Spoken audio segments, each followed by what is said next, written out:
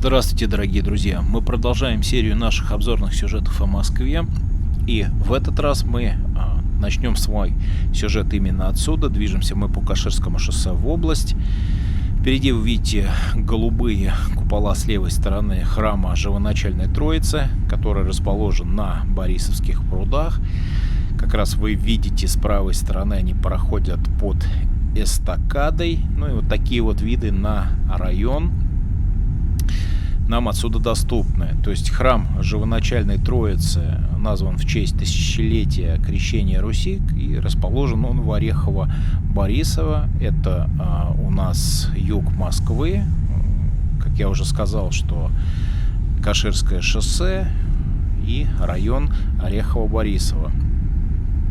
Мы с вами будем двигаться в сторону области. Многие просят рассказать о районах, которые расположены на краю Москвы, можно смело так сказать, возле границ Московской кольцевой автомобильной дороги. Но в целом мы сегодня с вами как раз выйдем за пределы города и прокатимся по шоссе, которое приведет нас к Домодедовскому аэропорту. С левой стороны у нас появился торговый комплекс большой, это Каширский Плаза. Он много раз перестраивался, увеличил свои габариты, а также внешний вид, и вот таким образом выглядит в законченном исполнении. С правой стороны как раз район Орехово-Борисово. Ну а с левой стороны относительно нашего движения будет целый каскад коммерческих зданий. Появился отель, который был построен примерно в период Лужкова, но также вот эти вот торговые комплексы в том же числе. Бизнес-здания появились здесь. Они как раз вот на заднем плане нам доступны. И автомобильный торговый комплекс Москва, в котором представлены многие производители автомобильных компаний, также автомобилей с пробегом, мебельный большой торговый центр, где представлены многие фабрики, которые производят мебель, есть гаражные комплексы, ну и много-много других строений, которые таким вот целым каскадом располагаются относительно нашего движения по левую руку. В целом, ранее здесь были территории какие-то промзон, огражденные, заброшенные территории, которые располагались за бетонными заборами. Можно смело сказать, что там даже непонятно, что происходило. Бегали бродячие собаки, но как вы видите, что в законченном вот таком исполнении, это, можно сказать, целый район торговых комплексов. Появился вот как раз Домодедовский торговый центр. В целом это коммерческие торгово-развлекательные комплексы, в котором предоставлены и торговые площади, и также развлекательные, фастфудные, ну и много-много другого. И с левой стороны продолжаются такие деревянные домики, это как площадки для того, чтобы вы могли выбрать свои какие-то дачные домики, прийти посмотреть, как это все дело выглядит, ну и выбрать себе как раз жилище. И пошли у нас новые районы, новые здания, новые корпуса. Висят объявления о продаже квартир. И есть уникальная возможность посмотреть, как отличается тот самый район, который здесь уже достаточно долго находится, в сравнении с теми, которые вот строятся. Целые улицы, целые районы, можно смело даже сказать города, которые уходят в горизонт, стоят башенные экраны, все это дело строится, развивается. И вот так вот выглядят сегодня районы Москвы, которые расположены на окраине города. Это у нас южная часть Москвы. Мы движемся, как я уже ранее сказал, в сторону Московской кольцевой автомобильной дороги. И вот такой вот контраст. Я надеюсь, что со временем дома, которые расположены по правую руку относительно нашего движения, будут перестроены, возможно, появятся новые современные жилые комплексы, и люди обретут свои новые квартиры улучшенной современной планировки с развитой инфраструктурой. Впереди появляются кольца развязок, которые разгружают съезды с Московской кольцевой автомобильной дороги. Появляются указатели как раз, и вы видите многоуровневые связки. То есть здесь уже можно смело сказать о том, что здесь трехярусный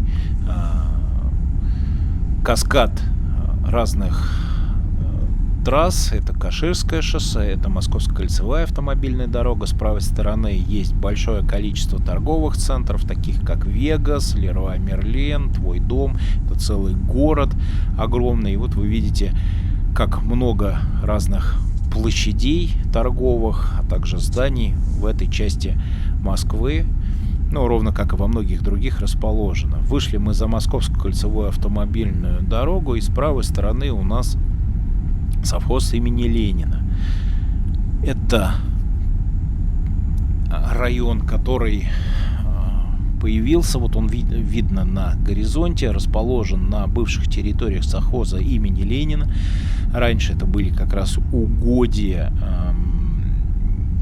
самого совхоза, на которых были разные поля по выращиванию клубники.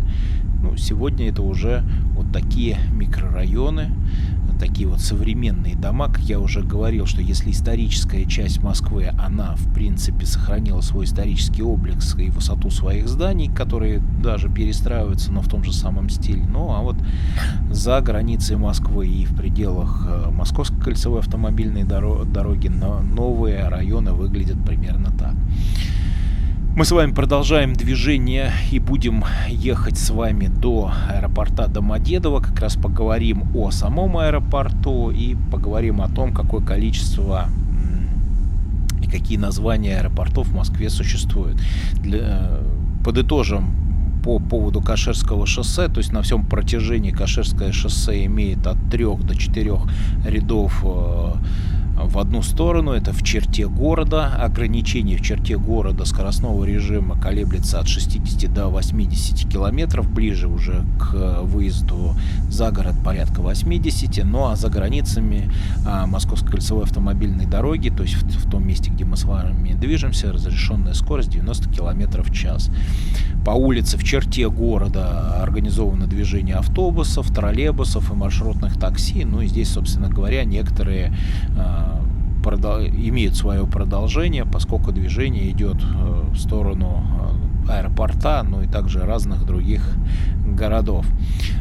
Дорога в народе неофициально называется Старое Каширское шоссе, является дублером автомагистрали М4, которая расположена параллельно от нашего движения с правой стороны, М6 Каспий. Дорога миновала поворот вот на развилку. Это как после поселка совхоза имени Ленина в сторону Домодедовского шоссе. Также вот как мы с вами движемся на аэропорт Домодедово, город Видное. Пройдем мы через реку Пахра, город Домодедово. Ну и как раз поговорим обо всем этом. То есть не так давно эту дорогу передали в ведомство. То есть премьер-министр подписал распоряжение о передаче этой дороги, а конкретно она имеет маркировку А105, то есть от Москвы к аэропорту Домодедово, в управлении компании «Российские автомобильные дороги», то есть является оператором платных дорог в России. Ну и ожидается, что вот эта вот портовка, назовем ее так, станет альтернативной платной дорогой к аэропорту Домодедово. Но это пока не точно, это только предположение. Время даст свои ответы на вопросы, но вы видите, что и навигация, и качество дорожного покрытия, а также ограничения, освещение, все достаточно на высоком уровне. То есть развитая, собственно говоря, инфраструктура, много производственных разных объединений, как я уже сказал, навигация, заправочные станции, электричество, все присутствует вдоль этой трассы. Но Скажу так, что есть плюсы свои, есть свои минусы, потому как если с точки зрения коммерческой до перевозки пассажиров, может быть, это и хорошо в том плане, что модернизируется дорога, станет комфортнее, светлее и современнее, но для местных жителей и тех, кто живет в окраине, а вы видите, что на горизонте появляются разные города, разные строения, здания, поселки, участки дачные, а также коттеджные всякие, товарищества и так далее. Вот люди, которые проживают здесь, для них, конечно же, это будет неудобно. Но если найти какое-то взвешенное решение, то вполне достаточно вот 2-3 полос выделить под коммерческую часть, ну и параллельно расширить дорогу. Слава богу, место позволяет здесь, и дать альтернативу местным жителям перемещаться бесплатно до своих жилищ. Вот это было какое-то бы средневзвешенное решение между теми, кто здесь живет, ну и коммерции, которые хотят вот на коммерческой основе брать за проезд деньги, улучшать, содержать эту трассу. На мой взгляд, она достаточно хорошая. Ну, может быть, будет еще лучше. Время покажет. У нас есть вот уникальная возможность запечатлеть это все дело. Движемся мы в феврале месяце, в среду, 10 часов дня. То есть вот такой вот трафик здесь в это время. Ну а теперь давайте немножечко поговорим о количестве и названии разных аэропортов в Москве. Как известно, что Москва — это крупнейший туристический город. Вот, необходимость большого количества аэропортов обусловлена растущими запросами как от самого населения, так и гостей нашей столицы. Ну, задавая вопрос, сколько аэропортов в Москве, обычному человеку, конечно, тяжело сказать, потому что на слуху у всех название таких крупных объектов крутится, как Домодедово, в котором мы с вами движемся, Шереметьево и Внуково. Ну, некоторые граждане еще помнят Быково, ну и некоторые знают о том, что 2016 года начал работать новый аэропорт Жуковский, у него есть другое название, Раменское. Ну и о менее известных объектах знает еще меньше людей. Это наряду с гигантами Московского авиационного узла в пределах столицы расположен как и военные, так и грузовые, учебные, небольшие гражданские аэропорта и аэродромы. Ну, роль основных воздушных гаваней нашей столицы выполняют, как я уже говорил, это Домодедово, Шереметьево и Внуково. Их названия практически все знают, и они осуществляют пассажирские и грузовые перевозки. А вот Домодедово, он удерживал название лидера по объему пассажиропотока 10 лет, а в 2016 году уступил главному сопернику. Здесь обслуживается наиболее количество пассажиров, это в среднем до 30 миллионов в год.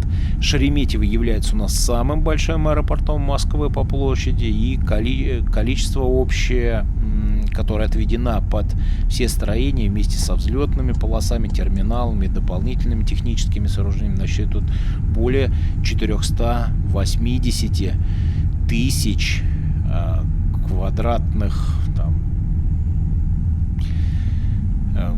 метров, и продолжает это постоянно расти. Вот Внуково является третьим по популярности аэропорт. Пассажирские терминалы занимают площадь в 300 тысяч квадратных километров, и среднее количество обслуживаемых пассажиров в год порядка 14 миллионов человек, то есть вот в 2 раза практически меньше. И поскольку 3 гиганта уже не справляются с огромным пассажиропотоком желающих перемещаться с воздушным путем в столице, строят и реконструируют дополнительные воздушные врата. Вот есть Жуковский, как я уже говорил, Раменское, и пока он носит статус экспериментального объекта, у него двойное назначение.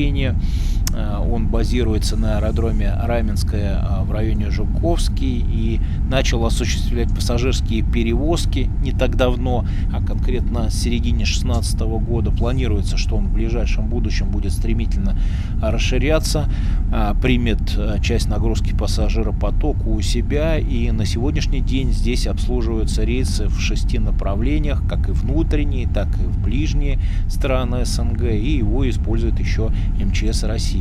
Есть у нас Астафьево, которое находится близ района Южное Бутово. Это не совсем простой аэродром. Раньше это был аэродром военного назначения, ну а сейчас здесь осуществляются внутренние международные пассажирские перевозки.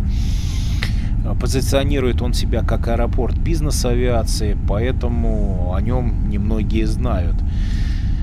То есть это как бы бизнес-авиация, которая предлагает полеты на улучшенных новых частных лайнеров для группы нескольких людей по какому-то индивидуальному маршруту. Ну, которое время там и маршрут сам устанавливает заказчик. Есть у нас Чкаловский, он значится как военный аэродром и находится вблиз города Щелково. Здесь базируется предприятие, которое осуществляет разные авиаперевозки на коммерческой основе. Полеты выполняются на военных самолетах, и при наличии специального разрешения возможно грузовые и пассажирские перевозки. А в 2010 году планировалось реконструировать Чкаловский для пассажиропотока, но пока Ространснадзор отказал о выдаче лицензии, и по решению правительства ведутся разные мероприятия по присвоению ему международного статуса и включить его в список грузовых аэропортов. Есть у нас спортивные аэродромы Москвы, представляют интерес для граждан, которые хотят обучиться пилотированию на самолете, вертолете, на разном любительском, уровне, и научиться даже прыгать с парашютом. Обычно базируются частные разные воздушные суда разных компаний, идет подготовка или квалификация самих пилотов, обучаются разные учебные, тренировочные занятия по разных спортивных команд. И спортивные аэродромы, такие как Мечково, он является аэродромом в Раменском районе, представляет как раз коммерческие услуги по аренде и самих помещений, взлетных полос на своей территории. Он, конечно же, закрыт для пассажирских перевозок.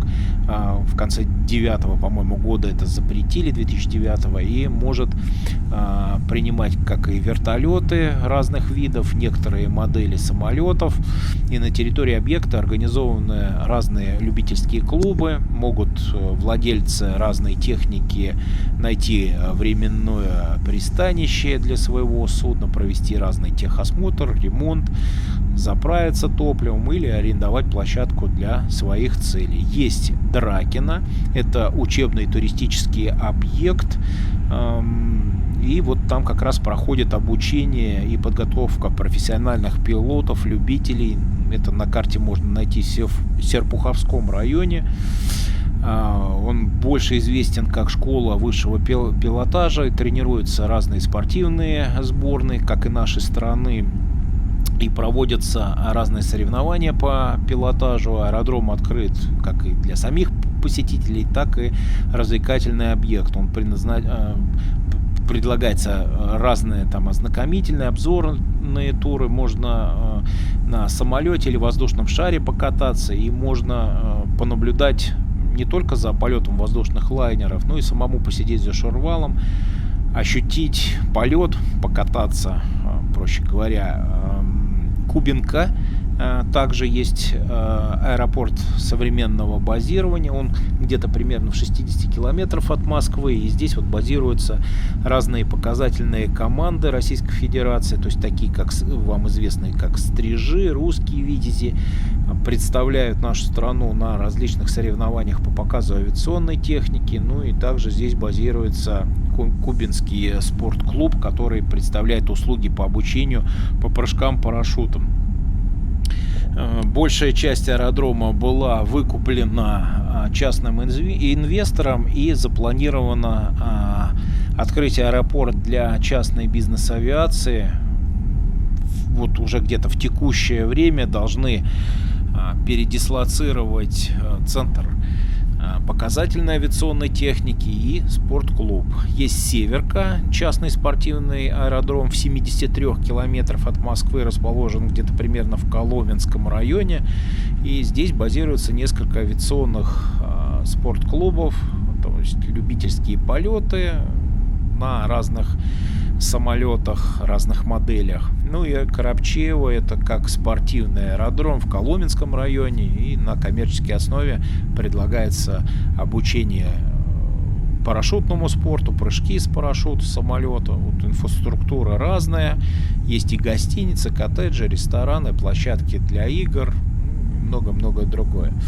Но, тем не менее, мы все-таки с вами, несмотря на то, что перечислили большое количество разных аэропортов, которые расположены вокруг Москвы, в целом это расположение, вот как пятерню положить, вот примерно в разных направлениях они располагаются. Ну, а мы с вами все-таки движемся в аэропорт Домодедово. То есть в 2-3 словах это частный международный аэропорт федерального значения.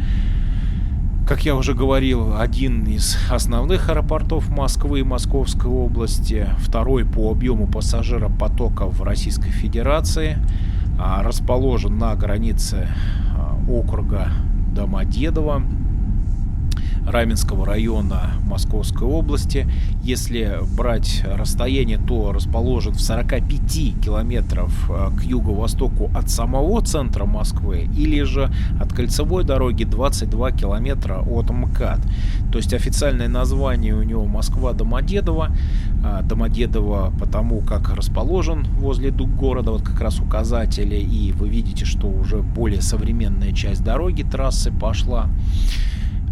Значит, обслуживает регулярные рейсы по России, в Европу, Азию, Африку, является вторым по величине пассажиропотока после, конечно же, Шереметьево. Входит в 20-ку крупнейших европейских аэропортов, ну и услугами Домодедово, как я уже говорил, что в прошлом году воспользовалось порядка 30 миллионов человек. Значит, расположение самого аэропорта в Домодедовском районе, как вы уже поняли, как раз по указателям вы это видели. И вот с правой стороны вы видите железнодорожные пути. Это как раз они располагаются, вот прям видно за постом ГИБДД, от самого как раз аэропорта до Москвы можно беспрепятственно добраться, то есть помимо такси, помимо наземного транспорта, такси и городского пассажирского автобусов, разных маршрутных автобусов в том же числе, можно добраться вот как раз еще в виде электрички. И на горизонте уже видно, появляется центральный терминал аэропорта Домодедово. С правой стороны вы видите, как движется электричка с пассажирами, которые добираются таким образом до Москвы. В целом, в режиме реального времени вы посмотрели, за какое время можно добраться до аэропорта. Вот такой у нас получился с вами обзорный сюжет. В целом, менее 20 минут, порядка 18-17 мы с вами добирались до него, поговорили о количестве и названиях разных аэропортов, которые расположены вокруг Москвы. Ну, я думаю, что вам было интересно. Оставляйте свои лайки, комментарии и отзывы. Если вам понравилось, то мы запишем, конечно же, и другие проезды к разным другим аэропортам. Ну, а я, с вашего позволения, на этой ноте буду заканчивать свой очередной обзор и скажу вам свое традиционное «ну а пока».